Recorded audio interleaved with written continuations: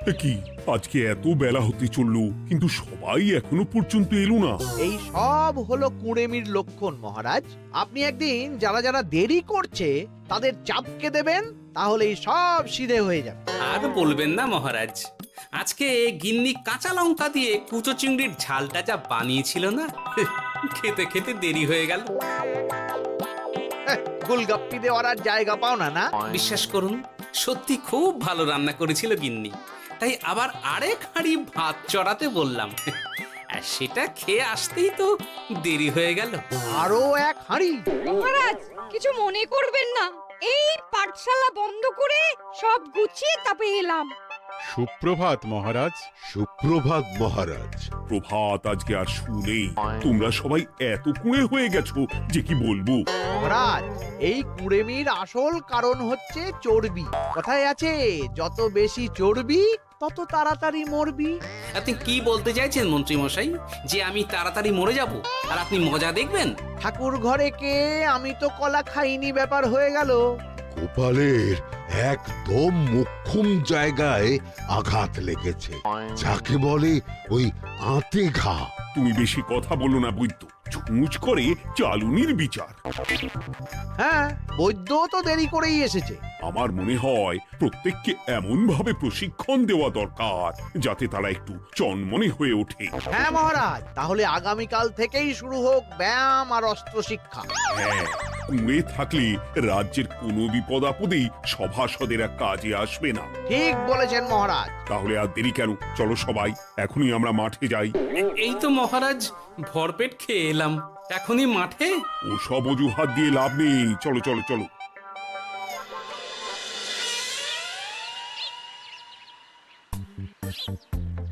এবার সবাই সারিবদ্ধভাবে দাঁড়িয়ে পড়ো। এ কি, গোপাল কোথায়? মহারাজ, গোপাল আপনার পিছনে দাঁড়িয়ে আছে, চুপি চুপি। এই গোপাল, যাও যাও, মাঠের মাঝখানে গিয়ে দাঁড়াও। এই চাঁদি ফাটা রোদে কেন মহারাজ সুস্থ শরীরকে ব্যস্ত করছেন? এইসব বাজে কথা শুনতে চাই না। শুয়ে বসে থেকে শরীরের কি অবস্থা করেছো? শরীরের নাম মহাশয়, যা সবে তাই সয়। তুমি যাবে না, তোমাকে এক্ষুনি বরখাস্ত করব। কি জ্বালা! যেখানে আমার সব কাজ বুদ্ধি দিয়েই হয়ে যায়, সেখানে গায়ের জোরের কি দরকার? হ্যাঁ, এই গোপাল, আমি 1 থেকে 3 অব্দি গুনবো, তারপরে সবাই এই মাঠের ধার বরাবর 5 বার পাক দিয়ে দৌড়বে। ঠিক আছে মহারাজ, আমি প্রস্তুত। আমি রোগাপটকা আছি, কোনো সমস্যাই হবে না। হয়ে গেল। সবাই প্রস্তুত? 1, 2, 3। কি হলো গোপাল, দৌড়াও দৌড়াও। মহারাজ, এর থেকে বেশি জোরে পারবো না।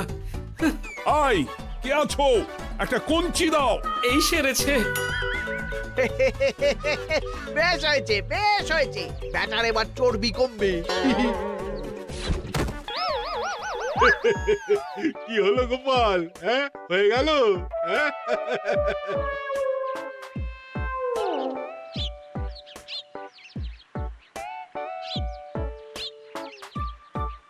এই গুলটে, উঠি, আমাদের দাদু উল্টে গেছে।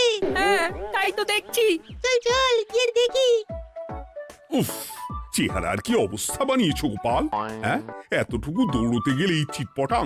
তাড়িয়ে দিন মহারাজ, এরকম বেঢপ চেহারা সভাসদকে আমাদের দরকার নেই। না না, তা বললে হবে নাকি গোপাল, তুমি এক্ষুনি বাড়ি চলে যাও, কালকে আবার মাঠেই দেখা হবে। এই দাদু, বাড়ি চলো। ওরে বাবারে!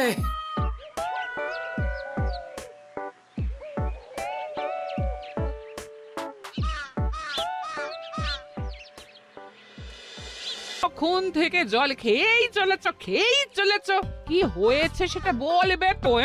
শরীর চর্চা হয়েছে, শক্তি খরচা হয়েছে, আর পারছি না। উফ, বাপরে বাপ, কি পায়ে ব্যথা! এই জন্যেই আমি বলি বাপু, একটু বপুটাও নড়াও, কিন্তু কার কথা কে শোনে? ওরে বাবা, অকারণে সুস্থ শরীর ব্যস্ত করবো কেন বলো তো? বেশি নড়াচড়া করলেই আয়ু কমে যায়। তোমার এই বাজে কথা কোন শাস্ত্রে লেখা আছে শুনি? শাস্ত্রে কেন যাব, বাস্তবে জলজ্যান্ত উদাহরণ আছে। আমি মানতে পারছি না। হুম, মানতে পারছি না বললে তো হবে না, তোমাকে মানতেই হবে। বেশ, প্রমাণ করো। আমি যদি তোমাকে প্রমাণ করে দিতে পারি, তাহলে আজ থেকে বাড়ির বাজার দোকান করার দায়িত্বটাও তোমাকেই নিতে হবে। দিদা, তুমি তো ফেঁসে যাবে, দাদুর সঙ্গে বাজি লড়বে না। এই বাদ দে তো, তোর দাদু আগে প্রমাণ করুক যে বেশি নড়াচড়া করলে বয়স কমে। হ্যাঁ তাহলে বাজি? হ্যাঁ, বাজি। আচ্ছা ঠিক আছে, বেশ। তুমি তুমি একটা পশুর নাম বলো তো, যারা খুব তাড়াতাড়ি দৌড়য়। ঘোড়া, হরিণ, চিতাবাঘ আরো আছে। আচ্ছা, এবার সবচেয়ে আস্তে আস্তে কোন পশু চলে, এরকম একটা পশুর উদাহরণ দাও। কেন, কচ্ছপ? এই তো পেয়ে গেছে উত্তর। এবার তুমি বলো তো, কচ্ছপ কত বছর বাঁচে, আর ঘোড়া, হরিণ, চিতাবাঘ এরা কত বছর বাঁচে? চিতাবাঘ, ঘোড়া কেউই 30 বছরের বেশি বাঁচে না, কিন্তু কচ্ছপ 300 বছরও বেঁচে থাকে। হেরেছে, হেরেছে, আমার বউ হেরেছে। উফ, জীবনের কত বড় চাপ নেমে গেল। হ্যাঁ, এই তুমি আমাকে এভাবে হারালে। তখনই বললাম দাদুর সঙ্গে বাজি লড়তে যেও না। নাও, এবার খেলা সামলাও।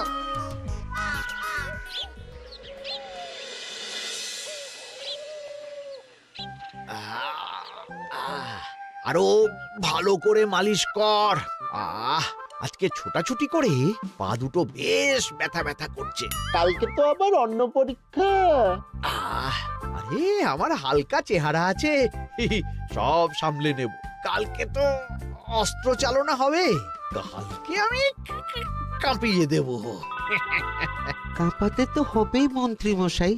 আমরা আপনার শরীরে এমন ঘষা মাজা করে দেব না, মনে হবে আপনি না একটা জলযন্ত্র অস্ত্র চালনা করতে যাচ্ছে।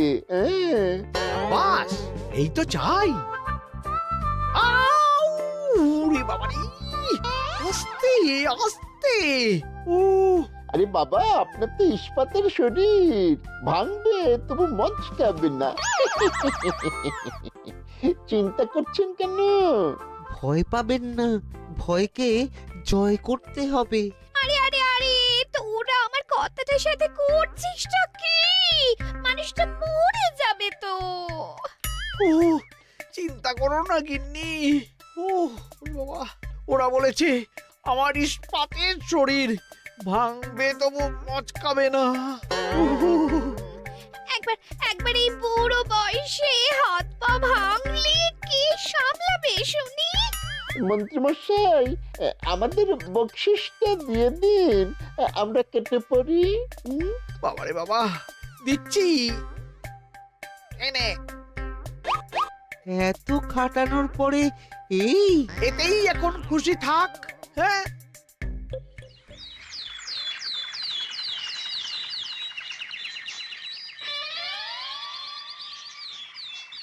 এবার তোমাদের সকলকে অস্ত্র শিক্ষা দেওয়া হবে। উফ, রোজ রোজ কি জ্বালাতনে পড়েছি, বাপরে বাপ। বাবা মা কাউকে ডাকার দরকার নেই, ভালো না লাগলে রাজসভা চাকরি ছেড়ে চলে যাও। মহারাজ, এটা তো উচিত নয়। যে যেটাই পারদর্শী তাকে সেটাই করতে দিন না। একটা বাঁদরকে যদি আপনি বলেন শিকার করে মাংস খেয়ে দেখা, সে কি পারবে মহারাজ? মহারাজ, গোপাল একটু বেশি কথা বলছে, ওকে আপনি বের করে দিন। আমি তোমার কথায় গলবো না গোপাল, তোমাদের সবাইকে এখন অস্ত্র শিক্ষা শিখতেই হবে। কর্তার ইচ্ছায় কর্ম, এখন তো আমার আর কিছুই বলার নেই। তাহলে আর দেরি কেন, তোমরা সবাই একটা করে ঢাল আর একটা করে তলোয়ার তুলে নাও। সেনাপতি, বলুন মহারাজ। তুমি সকলকে অস্ত্র শিক্ষা দেবে, তলোয়ার চালানো শেখাবে। এক এক করে প্রত্যেকে তোমার কাছে যাবে আর এক এক করে তুমি সবাইকে তলোয়ার চালানো শেখাবে। আচ্ছা মহারাজ, তাহলে ওই সবার প্রথমে চলে আসুন মন্ত্রী মশাই। হ্যাঁ, আমি প্রস্তুত। আমার শরীর ইস্পাতের মতো, ভাঙবো তবু মচকাবো না।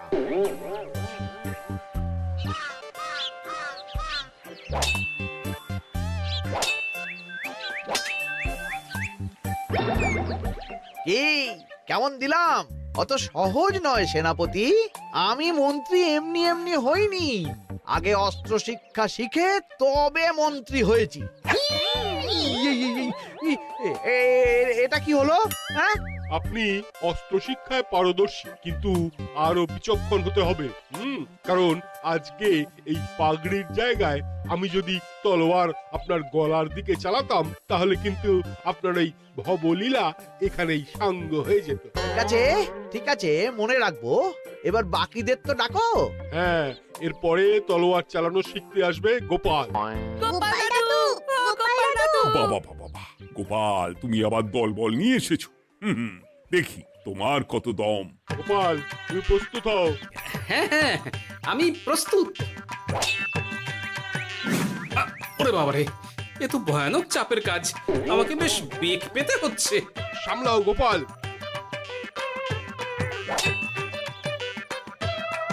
না, আমাকে অন্য রাস্তা দেখতে হবে। সেনাপতি, মহারাজের দিব্যি, তুমি আমার দিকে তলোয়ার ঢাল বাড়াবে না। এই এই, এটা কি হলো? সত্যি তো, এটা কি হলো? গেল গেল গেল গেল গেল গেল গেল, দুটিটা খুলে গেল গো। দেব নাকি এবার কুচ করে কেটে? জিতে গেছি, জিতে গেছি। এটা কি হলো? শত্রুপক্ষ কখনো কারো দিব্যি শুনবে না। আর সেনাপতি, তুমি কি ওখানে দাঁড়িয়ে দাঁড়িয়ে মজা দেখছো? আমি কি করব মহারাজ, গোপাল যে আপনার দিব্যি দিয়ে দিল। গোপাল বেটা খুব চালাক। তাহলে এখন উপায়? ওসব গোপাল তোমাকে বোকা বানাবার জন্য করেছে। তুমি ধুতি ঠিক করে আবার লড়াই চালিয়ে যাও। যথাজ্ঞা মহারাজ।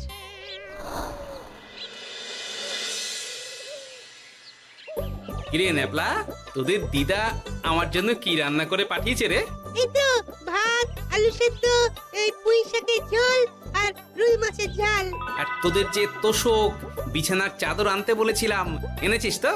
ওই তো দাদু, পুটির গুলটে আর বাকিরা সবাই ধরাধরি করে নিয়ে আসছে। ব্যাস, তাহলে তার কোনো চিন্তা নেই। খেয়ে একটা জব্বর ঘুম দেব, কারণ এখানে যা রঙ্গ দেখছি তাতে বিকেল হয়ে যাবে। তলোয়ার শিক্ষা আজকের মতন এটুকুই থাক। এবার শুরু হবে বল্লম শিক্ষা। সবাই আবার আগের মতন সারিবদ্ধভাবে দাঁড়িয়ে পড়ো। আহ, তোদের দিদা পুঁই শাকটা কিন্তু বেশ জব্বর বানিয়েছে। তোদের দিদার হাতের রান্নার কোনো তুলনাই নেই। আহা, কি স্বাদ! এ কি, গোপাল আবার কোথায় গেল? এই তো মহারাজ, আমি এখানে ওই পুঁইয়ের ঝোল আর রুইয়ের ছাল দিয়ে ভাত খাচ্ছি। এসব কি মাঠের মধ্যে খাওয়া? আরে শরীরটাকে তো রাখতে হবে। তাড়াতাড়ি খেয়ে এইদিকে এসো। আসছি আসছি আসছি। এবার আমি তোমাদের দেখাবো কিভাবে বল্লম নিয়ে তেড়ে যেতে হয়। দেখান মহারাজ।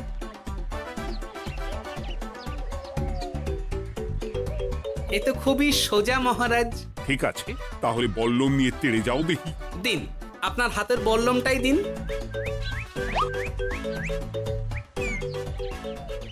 আরে আরে, গোপাল তো মাঠ থেকেই চলে গেল। আমি ডেকে আনছি মহারাজ। আরে আরে, ও গোপাল, গোপাল, মহারাজ ডাকছেন, থামো থামো।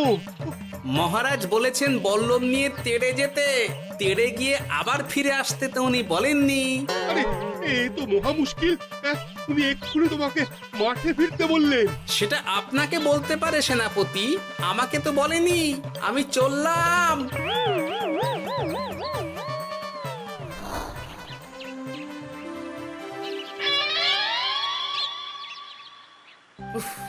বাবারে বাবা, কি ঝক্কি! অনেক বুদ্ধি করে মাঠ থেকে খাটে চলে এসেছি। আমি আর উঠছি না। এ কি বলি, তোমাদের তো এখন অস্ত্র শিক্ষা নেওয়ার কথা। হ্যাঁ, তোমার বলা নেই, কোয়া নেই, অমনি বাড়ি চলে এলে। আরে বাবা, ওইসব অস্ত্র শিক্ষা মানেই সুস্থ শরীরকে ব্যস্ত করা, অসহ্য খাটনি, অযথা কষ্ট। কষ্ট করলে তবেই কেষ্ট পাওয়া যায়। হ্যাঁ, তোমায় আমি আগেও বুঝিয়েছি, যেখানে বুদ্ধি কথা বলে সেখানে দেহের শক্তি নীরব দর্শক গিন্নি। আরে বাবা, সে না হয় বুঝলাম, কিন্তু মহারাজ তো ভালোর জন্য সবাইকে অস্ত্র শিক্ষা দেওয়ার চেষ্টা করছে না? আরে বাবা, যার যা কাজ তাকে সেটা করালেই পারে। মহারাজ তো সেটা বুঝতেই চাইছেন না। আমি এখন ঘুমো।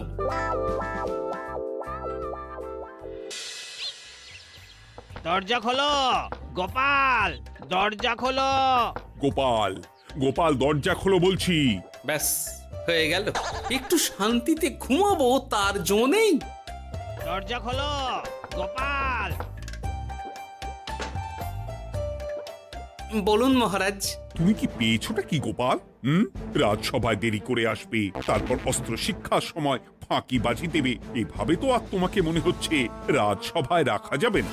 মহারাজ, গোপাল তো মুখের কথার লোক নয়, ওকে তাড়িয়ে দিই। কেন মহারাজ? আমি কি এমন মহাপাপ করেছি যে আমাকে তাড়িয়ে দেবেন? এই যে আমার কথা শুনছো না, এটাই তোমার অপরাধ। অপরাধ নেবেন না মহারাজ। পণ্ডিতের দায়িত্ব পুজো করা, সভাকবির দায়িত্ব কবিতা বলা, সাহিত্য চর্চা করা, আর আমার দায়িত্ব হাসি মজা করে আপনার মন ভালো রাখা। কিন্তু আপনি আমাকে জোর করে যুদ্ধের ময়দানে ঠেলে দিতে চাইছেন। এটা আমার ইচ্ছে।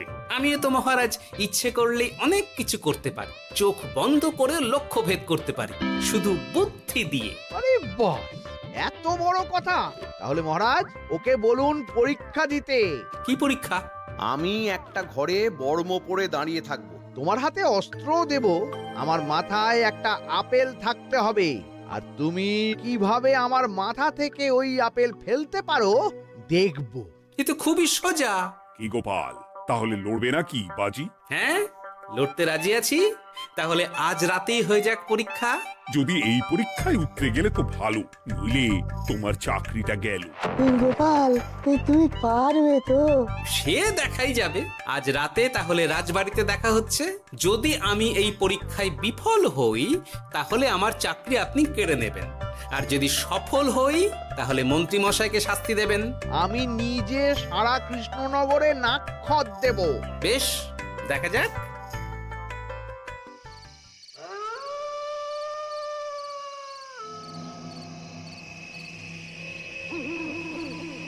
কি মন্ত্রীমশাই, ব্যবস্থা সব ঠিকঠাক হয়েছে তো? হ্যাঁ, এবার শুধু গোপালের পরীক্ষার পালা। আমি তাহলে বাইরে গেলাম, গোপালকে পাঠিয়ে দিচ্ছি।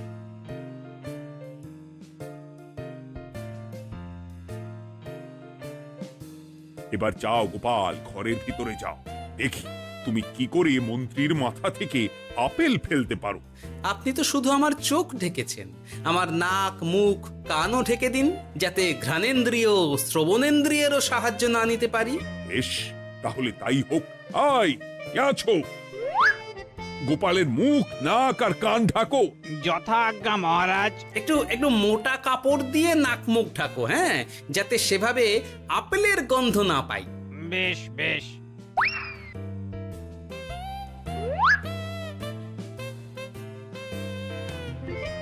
যাও গোপাল। গোপাল, এবার তোমার চাকরি গেল। এবার তুমি কি করবে? কি করবে? দৌড় ঝাঁপে ফাঁকিবাজি? হ্যাঁ?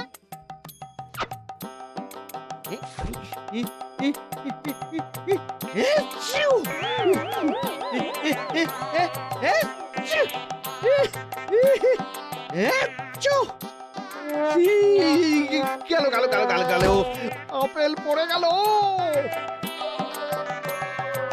আপেল পড়ে গেল? মহারাজ, এর মধ্যেই গোপাল আপেল ফেলে দিয়েছে। ঘরের ভেতরে চলো।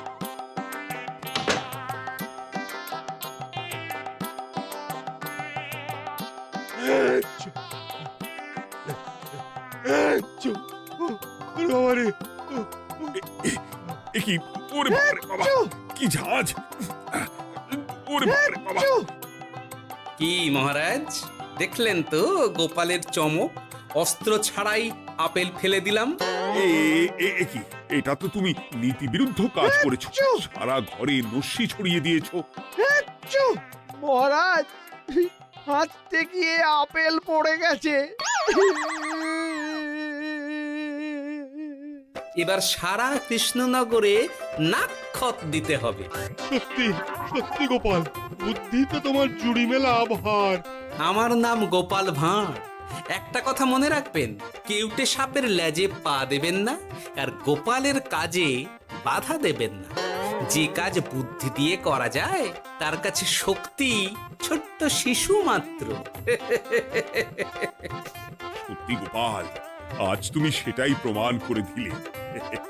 আর আজ থেকে তোমাকে তোমার ইচ্ছার বিরুদ্ধে খাটাবো না। তুমি খাও দাও, ভুড়ি বানাও। যার যা কাজ সে তাই করবে। যেমন এখন মন্ত্রী মশাই নাক্ষত দেবেন। হ্যাঁ, ভুল করে বাজি ধরে ফেলেছি, এখন নিজেই চাপে পড়ে গেলাম। তাহলে আর দেরি কেন? নাক্ষত এখন থেকেই শুরু হোক। কৃষ্ণনগরের রাস্তা শেষ হতে হতে সকাল হয়ে যাবে।